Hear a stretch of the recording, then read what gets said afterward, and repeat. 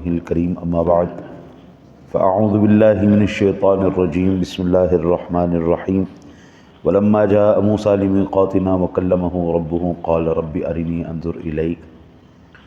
اور جب موسیٰ علیہ السلام ہمارے مقرر کیے ہوئے وقت پر آئے اور ان کے رب نے ان سے کلام فرمایا تو عرض کیا اے میرے رب مجھے اپنی ذات دکھا کہ میں تجھے دیکھوں۔ قال لن ترانی ولكن انظر الى الجبل فإن استقر مكانه فسوف ترانی، تو فرمایا تم مجھے ہرگز نہ دیکھ سکو گے، البتہ تم اس پہاڑ کی طرف دیکھو، اگر میری تجلی کے باوجود اپنی جگہ پر برقرار رہا تو ان قریب تم بھی مجھے دیکھ سکو گے۔ مفسرین محدثین کے درمیان ایک بہت بڑی بحث ہے، کیا اس دنیا کے اندر اللہ تعالیٰ کو دیکھنا ممکن ہے؟ یہ ایک بہت بڑی بحث ہے۔ ایک طبقہ ایسا ہے جو کلی طور پر اس بات کا انکاری ہے کہ اللہ کو دیکھا ہی نہیں جا سکتا۔ اہل سنت و جماعت کا مذہب کیا ہے وہ میں آپ کو تفصیل سے عرض کر دیتا ہوں۔ جو اس کا انکار کرنے والے ہیں ان کا ایک ہی میں آپ کے سامنے عرض کر دیتا ہوں۔ وہ کہتے ہیں کہ یہ آیہ مبارکہ جب اللہ وحدہ لا شریک نے کہا قال لن ترانی، تم مجھے ہرگز نہیں دیکھ سکو گے، یہ دلیل ہے اس بات کی کہ اللہ تعالیٰ کو نہیں دیکھا جا سکتا۔ تو اس کا میں ایک ہی جواب دے دیتا ہوں، اس میں کلی طور پر اللہ تعالیٰ نے دکھائی دینے کی نفی نہیں کی، فرمایا تم نہیں دیکھ سکتے، ٹھیک ہے نہیں، یہ نہیں کہا کہ مجھے کوئی دیکھ ہی نہیں سکتا۔ اب ہم اہل سنت و جماعت ہمارا نظریہ کیا ہے وہ میں تفصیل سے آپ کو عرض کرتا ہوں۔ اہل سنت کا مذہب یہ ہے کہ اللہ کا دکھائی دینا عقلاً ممکن ہے، محال نہیں، اور اس پر اجماع ہے کہ رؤیت آخرت میں واقع ہو۔ اللہ دکھائی ضرور دے گا لیکن دنیا میں نہیں، آخرت میں، حشر کے بعد۔ اور مومن اللہ تعالیٰ کو دیکھیں گے، کافر نہیں دیکھ سکیں گے۔ اہل بدعت میں سے معتزلہ، خوارج اور بعض مرجئیہ کا مذہب یہ ہے کہ مخلوق میں سے اللہ تعالیٰ کو کوئی نہیں دیکھے گا اور اللہ تعالیٰ کا دکھائی دینا عقلاً محال ہے۔ ان کا قول یہ غلط اور باطل ہے۔ کتاب و سنت کی تصریحات، صحابہ کرام اور تابعین اور اخیار امت کا اس پر اجماع ہے کہ مومنین آخرت میں اللہ تعالیٰ کو دیکھیں گے، اور 20 سے زیادہ صحابہ کرام سے اس قسم کی احادیث مروی ہیں۔ ٹھیک ہو گیا؟ اب ہم دلائل عرض کریں کہ کن وجوہات کی بنا پر ہم کہتے ہیں کہ اللہ تعالیٰ کا دیدار ممکن ہے اور اللہ تعالیٰ کا دیدار کیا جائے گا۔ پہلی دلیل سورۃ القیامہ 22 اور 23 نمبر آیہ مبارکہ ہے، وجوہ یومئذ ناظرہ الی ربہا ناظرہ، قیامت کے دن کچھ چہرے تر و تازہ ہوں گے اور اپنے رب کی طرف دیکھنے والے ہوں گے۔ اللہ کے دیدار کا ثبوت کہاں پر ہے؟ قرآن پاک میں، کہ وہ جن کے روشن چہرے ہوں گے نا، یوم تبیض وجوہ وتسود وجوہ، روشن چہرے والے اپنے رب کو دیکھ رہے ہوں گے، جن کے دل بھی روشن ہوں گے، جن کے چہرے بھی روشن ہوں گے، وہ نور والے، شانوں والے اس رب کا دیدار کریں گے۔ پہلی سورۃ المطففین آیہ نمبر 15، کلا انہم عن ربہم یومئذ لمحجوبون، حق یہ ہے کہ وہ اس دن اپنے رب کے دیدار سے ضرور محجوب ہوں گے۔ یہاں پر قیامت والے دن کافروں کے دیدار نہ کرنے کا ذکر کیا جا رہا ہے کہ اس دن کافروں کو اللہ کا دیدار نہیں کروایا جائے گا۔ دیدار کن کو کروایا جائے گا؟ ایمان والوں کو، مومنوں کو۔ کن کو نہیں کروایا جائے گا؟ کافروں کو۔ جنہوں نے اس دنیا میں اللہ کا انکار کیا وہ اللہ کا دیدار نہیں کریں گے، جنہوں نے اقرار کیا وہ اللہ کا دیدار کریں گے۔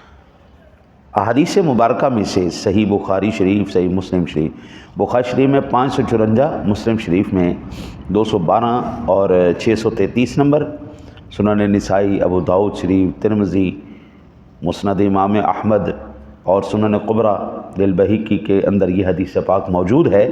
امام محمد بن اسماعیل بخاری روایت کرتے ہیں کہ حضرت جریر بن عبداللہ بیان کرتے ہیں کہ ہم رسول اللہ صلی اللہ علیہ وسلم کے پاس بیٹھے ہوئے تھے، آپ نے 14ویں رات کے چاند کی طرف دیکھا، آپ نے فرمایا سنو ان قریب اپنے رب کو اس طرح دیکھو گے جس طرح تم اس چاند کو دیکھ رہے ہو، تمہیں اس کو دیکھنے سے کوئی تکلیف نہیں ہوگی، پس اگر تم کو قدرت ہو تو طلوع شمس سے پہلے اور غروب شمس سے پہلے نماز پڑھنے میں مغلوب نہ ہونا۔ یعنی اگر تم چاہتے ہو کہ اللہ کا دیدار کرو، فجر کی اور عشاء کی نماز نہیں چھوڑنی۔ اگر دیدار الہی چاہیے تو طلوع شمس سے پہلے کون سی نماز ہے؟ فجر کی۔ غروب شمس کے بعد کون سی نماز ہے؟ فجر اور عشاء۔ اگر آپ لوگ چاہتے ہیں اللہ کا دیدار کرو تو فجر اور عشاء کی نماز کو لازمی پکڑ لیں۔ حضرت ابو سعید خدری بیان کرتے ہیں کہ ہم نے عرض کیا یا رسول اللہ صلی اللہ علیہ وسلم، کیا قیامت والے دن ہم اپنے رب کو دیکھیں گے؟ آپ نے فرمایا آسمان پر اگر بادل نہ ہوں تو سورج اور چاند دیکھنے میں تمہیں کوئی تکلیف ہوتی ہے؟ عرض کی یا رسول اللہ نہیں۔ فرمایا اسی طرح تم کو اس دن اپنے رب کو دیکھنے میں کوئی تکلیف نہیں ہوگی جس طرح تمہیں سورج اور چاند دیکھنے سے کوئی تکلیف نہیں ہوتی۔ یہ روایت صحیح بخاری شریف 7439 نمبر پر، صحیح مسلم شریف میں 302 نمبر پر اور 1803 نمبر پر، ابو داؤد شریف، مسند امام احمد اور دیگر حدیث کی کتب میں یہ حدیث پاک موجود ہے۔ حضرت عدی بن حاتم بیان کرتے ہیں کہ رسول اللہ صلی اللہ علیہ وسلم نے فرمایا تم میں سے ہر شخص کے ساتھ اس کا رب کلام فرمائے گا، اس شخص کے اور اس کے رب کے درمیان کوئی ترجمان نہیں ہوگا، نہ کوئی حجاب ہوگا جو اس کے رب کو دیکھنے سے مانے ہو۔ یہ صحیح بخاری شریف کے اندر 7443 نمبر پر، صحیح مسلم شریف میں یہ روایت، سنن ترمذی شریف، ابن ماجہ شریف کے اندر یہ حدیث پاک موجود۔ کیا فرمایا؟ اللہ تم میں سے ہر ایک شخص کے ساتھ کلام فرمائے گا اور اس شخص کے درمیان کسی ترجمان کی ضرورت نہیں ہوگی۔ ایک شخص مجھے ملا، کہتا جی جو لوگ عربی بولنا جانتے ہیں نا جی، صرف انہی کی عبادات قبول ہیں، سب باقی سارا 0/0۔ ماشاءاللہ کیا بات ہوگی؟ میں کہ کیوں؟ وجہ کہنے لگی جی یہ دین جو ہے عربیوں کے پاس آیا ہے، عرب میں آیا ہے۔ میں کہا ماشاءاللہ دین عرب کے پاس آیا، عربیوں میں آیا ہے، تو اس کا مطلب یہ ہوا کہ جو غیر عربی ہوتے سارے پھر 0/0 ہو گئے۔ جو اگر آپ کی سوچ لی جائے تو پھر اللہ تعالیٰ معاذ اللہ اس کو تو صرف عربی آتی ہے، باقی زبانیں تو اللہ جانتا ہی کوئی نہیں۔ اللہ جب بیان کر رہے ہیں نا انا انزلناہ قرآنا عربیا لعلکم تعقلون، یہ قرآن عربی میں ہم نے اس لیے نازل کیا ہے، عرب معاشرے میں نازل کیا ہے، عربی میں نازل کیا ہے، اس لیے کہ یہ عربی سمجھ سکیں۔ یہ عرب کی سمجھداری کے لیے عربی میں اتارا تھا۔ باقی جو صحابہ کرام علیہم رضوان تبلیغیں لے کے گئے تھے، حضور جو افریقہ گئے، جو دیگر ممالک میں صحابہ کرام علیہم رضوان گئے، تو کیا انہوں نے ان کی زبان نہیں سیکھی؟ ان کو ان کی زبان میں قرآن نہیں سکھایا؟ حضور صرف سوال اتنا ہے کہ اگر عربی ہی کو لازم قرار دے دیا جائے تو پھر معاذ اللہ اس کا مطلب یہ رب کو تو دوسری کوئی زبان سمجھ میں نہیں آتی۔ معاذ اللہ معاذ اللہ، وہ خالق ساری مخلوق کا خالق ہے۔ تیرے میرے مصطفیٰ کی یہ شان ہے، تیرے میرے مصطفیٰ کی یہ شان ہے کہ پتھروں کی زبان بھی سنتے ہیں، سمجھتے ہیں۔ حضور فرماتے ہیں میں اس پتھر کو جانتا ہوں جو پتھر اعلان نبوت سے پہلے مجھ پر درود پڑا کرتا تھا۔ ہاں جی، حضور کی بارگاہ اقدس میں ایک چڑیا آ گئی، چوں چوں کر رہی، چوں چوں، وہ اپنی بولی بول رہی ہے۔ یہ میں مخلوق کی بات کر رہا ہوں اور حضور کی بات کر رہا ہوں۔ جو محبوب ہے وہ چوں چوں کر رہی ہے، حضور کہہ رہے ہاں ہاں مجھے سمجھ آ گئی۔ ایک صحابی نے اس کے بچے اٹھا لیے، وہ اس کا شکایت کر رہی مجھے، اونٹ بڑبڑ کر رہا ہے۔ حضور نے کہا ہاں ہاں مجھے سمجھ میں آ گئی، یہ کیا کر رہا ہے، یہ کیا کرے، یہ اپنے مالک کی شکایت کر رہا ہے۔ حضور کائنات وہ ہرنی آ گئی، وہ عرضیاں پیش کر رہے ہیں۔ بڑے تعجب کی بات ہے کہ بلا قرآن کہے وما ارسلناک الا رحمۃ للعالمین، میں نے تو عالمین پر اس رحمت کو جو ہے وہ نازل فرمایا ہے، بھیجا ہے۔ یہ رحمت جو ہے محبوب کی صورت میں یہ سارے زمانے کے لیے ہے، سارے جہانوں کے لیے ہے، اور آپ نے صرف اتنی سی کر کے رکھ دی، آپ نے اتنی سی کر کے رکھ دی۔ حضور اللہ کی ذات نے جو مخلوق پیدا کی ہے، تیرے میرے سونے نبی جناب محمد الرسول اللہ صلی اللہ علیہ وسلم کی ذات گرامی ہیں، آپ کو اگر کائنات کی مخلوقات کی زبانیں آتی ہیں تو کیا میرے رب کو نہیں آتی؟ وہی خالق ہے، وہی مالک ہے۔ تو یہ بخاری شریف مسلم شریف کی حدیث بیان کر رہی ہے، جب رب اپنے بندے سے کلام کرے گا کسی ترجمان کی ضرورت نہیں پڑنی، وہ ڈائریکٹ کلام کرے گا۔ اللہ اپنے بندے سے ڈائریکٹ کلام کرے گا، کیونکہ وہ جانتا ہے میری مخلوق ہے۔ حضور اگر جان سکتے ہیں یار تو اللہ تو اس کا بھی رب ہے۔ حضرت انس بن مالک بیان کرتے ہیں کہ رسول اللہ صلی اللہ علیہ وسلم نے فرمایا میرے پاس جبریل امین آئے، ان کے ہاتھ میں ایک سفید آئینہ تھا، سفید شیشہ۔ میں نے کہا جبریل یہ کیا چیز ہے؟ عرض کی یا رسول اللہ یہ جمعہ ہے جس کو آپ کا رب آپ پر پیش کرتا ہے، تاکہ وہ دن آپ کے لیے اور آپ کے بعد آپ کی قوم کے لیے عید ہو جائے۔ جمعہ والا دن عید ہے۔ یہ مسند بزار کے اندر 3519 نمبر پر اور مسند ابو یعلا کے اندر 4228 نمبر پر، المعجم الاوسط کے اندر یہ 6713 نمبر پر، مجمع الزوائد کے اندر دیگر احادیث کے اندر یہ موجود ہے جو میں آپ کو سنا رہا ہوں۔ جبریل امین نے کہا یا رسول اللہ یہ آپ کے اور آپ کے بعد میں آن والوں کے لیے یہ عید کا دن ہے، یعنی جمعے کا دن عید کا دن ہو گیا اس حدیث کے مطابق۔ تو سال میں کتنے جمعے ہو گئے جی؟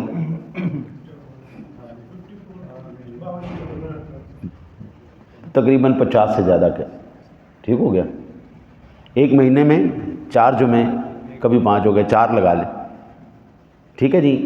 اور تقریباً 50 سے زیادہ جمعے۔